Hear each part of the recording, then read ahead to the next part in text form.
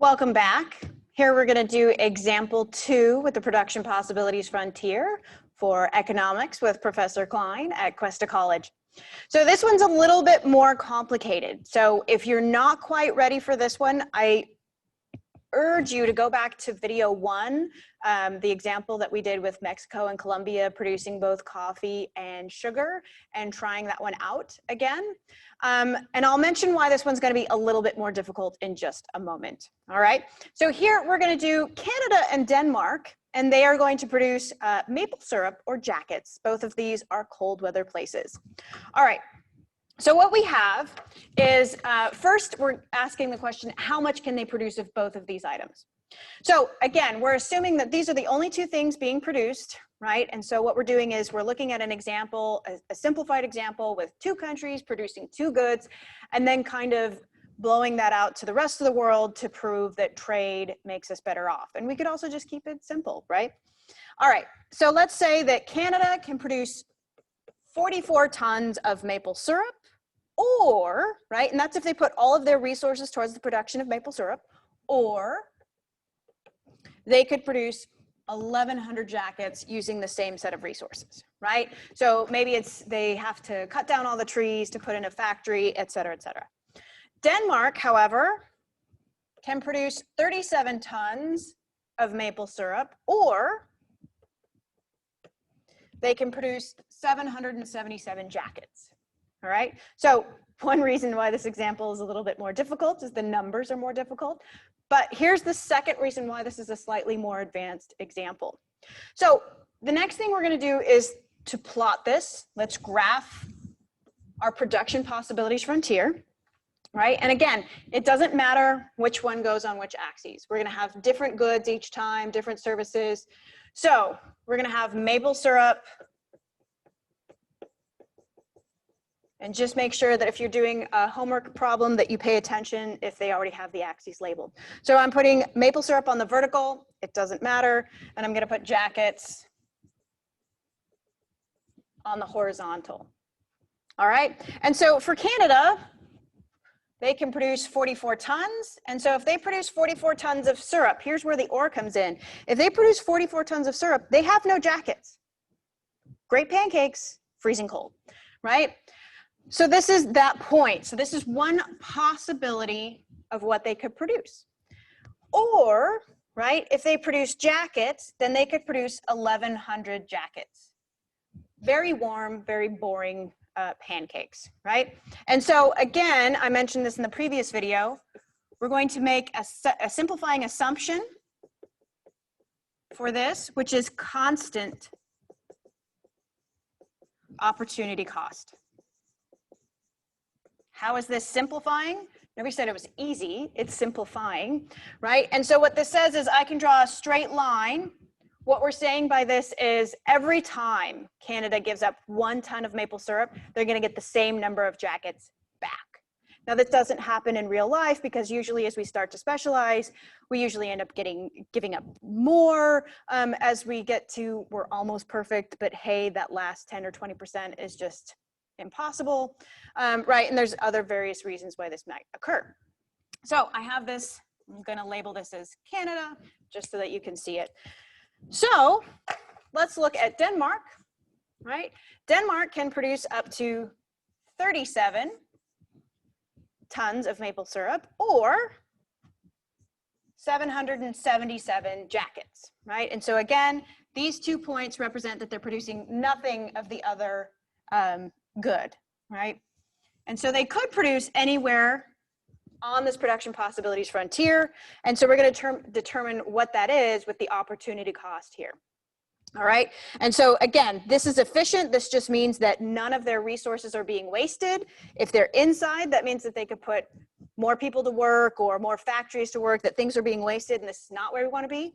And what we're saying is that we cannot produce beyond this frontier, right? Unless things change, unless suddenly technology gets better. This is what we're constrained to, right? Now, just because we are constrained to this for production does not mean that we are constrained to this for consumption. And that's what trade is all about, being able to consume more than you produce. So this example is more complicated than the last one, simply because if you look at who has absolute advantage, right? Who can produce the most maple syrups? That's what absolute advantage is. Well, Canada can produce more maple syrup in the same amount of time than Denmark. Who can produce the most jackets? Canada. So the reason why this is more complicated, when we did the Colombia versus Mexico, each country had a different absolute advantage. And so their comparative advantage followed what they were best at, right? Well, this is a more representative example, right? There are lots of countries that are rather small. Canada compared to the US is rather small. Denmark compared to the US is rather small, right? They have far fewer resources. So what we're proving here is that just because countries are smaller, right, doesn't mean that they don't still have things that they can then trade, and everybody can be made better off as a result. Okay, so the first thing we're going to start with is determining, after we've drawn the production possibilities frontier, now we're going to determine comparative advantage, right? And before we get to determining comparative advantage, do the opportunity cost, because that's what it's all based on. So I'm going to pause this video again, and I'm going to rewrite this and erase a couple of things. Actually, I can do that right now. I'm not going to pause. All right. So let's look at the opportunity cost of 1 ton of maple syrup, right? So when we do the opportunity cost of 1 ton of maple syrup, we're going to price it in jackets. This is essentially, if we have barter, this is what that looks like, right? So if I want to know what 1 ton of maple syrup is in terms of jackets, let me choose a darker pen.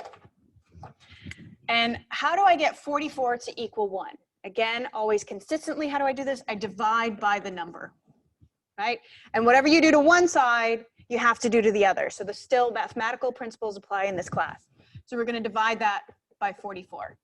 This is where, feel free to grab out your calculator. I have the number already in front of me, right?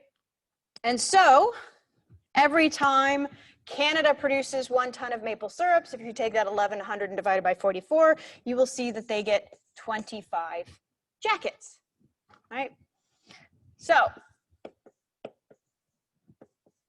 and there is a reason why I write it the opportunity cost. So now let's look at Denmark, right? Denmark, I want to know what's the opportunity cost for 1 ton of maple syrups in terms of jackets. So again, how do I get 37 to equal 1 consistently? Divide it by itself, right? And then I do the same thing to the other side. So now it's going to tell me 1 ton of maple syrups, grab your calculator, 777 divided by 37, 21 jackets. Now, I'm going to extrapolate based upon example 1. Example 1, we talked about how these are always, and the lights just went off on me, these are always the reciprocal, right? So if I have 1 ton of maple syrup is equal to 25 jackets, then the opportunity cost of producing 1 jacket is the inverse, right? So it's 1/25. If you plug that into your calculator, 0.04. And so for Denmark, it would be 121, right? But we actually don't even need that, because if we can determine it based upon 1, we'll get it for the other. I'm going to turn the lights back on.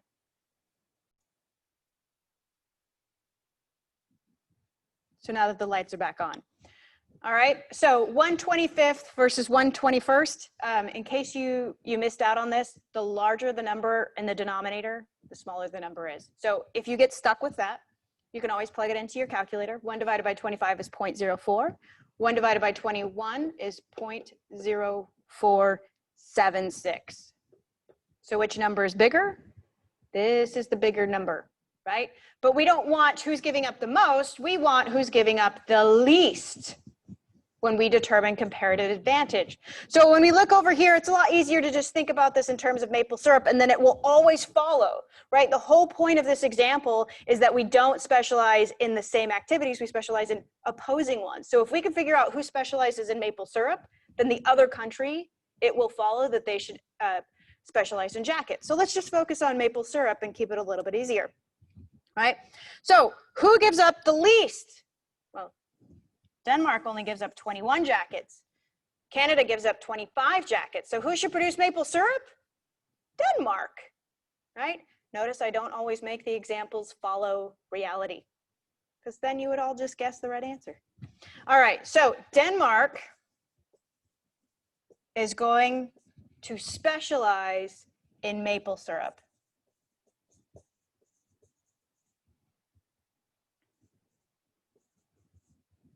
Okay, and Canada is going to specialize in jackets. All right, so give me just a moment. I'm going to erase most of this. I'm going to pause this, and so if you need to pause, feel free. Make sure that you understand up to this point.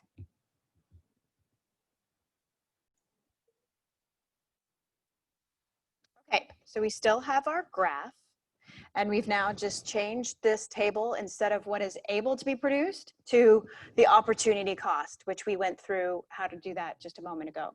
So now we're doing the last piece, which is what should we trade for and how much should we trade, right? So again, when we're coming up with these trade assumptions are what we also call trading terms, right? This is also the similar to you have an employment contract. I have an employment contract, right? Which says how much I'm going to work for and what the expectations of my work is, right? So this is going to be based on the opportunity cost, right? So when we look at this, Canada is not going to trade for more than 25 jackets, nor is Denmark going to trade for less than 21 jackets. So it has to be greater than 21 jackets or less than 25. Cost has to be less than 25 or Canada will produce their own, right? So any number between 21 and 25 will still make both of these parties better off in total, right? Now, if we went with 23, they'll both be better off by exactly the same amount. That would be equality. But they could still be better off and not have the same amount. So I'm going to avoid 23, and I'm going to instead go with 24 jackets, right, for every ton of maple syrup. And so something I want you to think about, 24 is closer to Canada's cost. So who's going to gain more? Since we already decided it's not equal, Canada's cost is 25, Denmark's cost is 21. Have it in your mind, who do you think is going to gain by more when we finish this out? And let's see if you're right. All right, so the last piece, this one doesn't matter too much as long as we are trading for the amount that's being produced, right? And so who's producing maple syrup? Denmark is, so we cannot trade more than 37 tons of maple syrup. So we're going to go ahead and do a slightly simple number. I'm going to trade 20 tons of maple syrup, right? Now, when I send those 20 tons, right, this is determined how many jackets need to be sent back, right? So for every 1 ton of maple syrup, Canada should receive 24 jackets. So since they're getting 20, what we have to do is multiply these two, right? And so what we have is that Denmark again is producing 777 jackets, right? And so they are going to send 480 jackets to Canada. So now they're going to have 770 minus 480, right? Which is, I have that here, 600